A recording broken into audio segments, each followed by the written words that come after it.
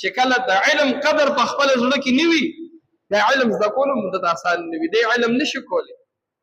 چې کله په زړه کې د علم او د عالم قدر نه وي دی په خپل بچو باندې علم نه زده کوي د خپل بچي علم ته نه سپاري ولې نن موږ تاسو وګورو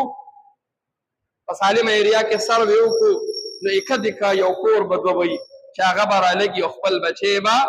مدرسې ته ورکوي خپل بچی به عالم سره کینی چې دته د قرآن مجید علوم وښایه دی ماله عالم کا دی ماله حافظ کا او که چېرې مونږ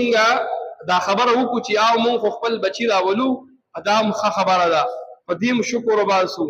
چې الله رب العزت زمونږ زړونو کې دومره خبره کلکه کړې ده چې قرآن مجید په ناظره ووایي قرآن مجید دا په ناظره باندې ووایي دی یاد کي خپل محله او کلي کې مدرسې ته نه لېږو خپل کلي کې څه ناڅه علوم زده کي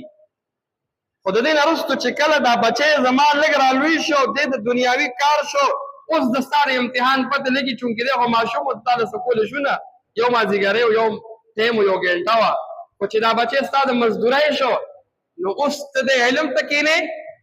اوس د جومات ته درلېږي که ته باندې دنیاوي کارونه کې په دې باندې موږ اکثر افسوس کوو چې کله بچي سره استادان محنت وکړي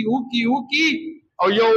یو ماشوم رالوی شي او څه ناڅه زده کړي او شروع واچوي څنګه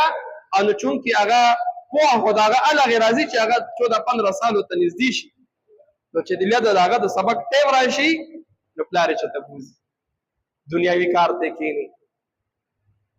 چېرته په روزګار باندې ولګوي پټي کار ته اخلي ویره ما زه روزګار نه یم دا مو وایه الان کې د طالب علم او د عالم کم مقام دی ما خبره دا کوله چې دنیا کې د دنیا پیسې دا څیزونه موږ ته مخې ته دي نو چونکې موږ ته هغه مقام نه ښکاري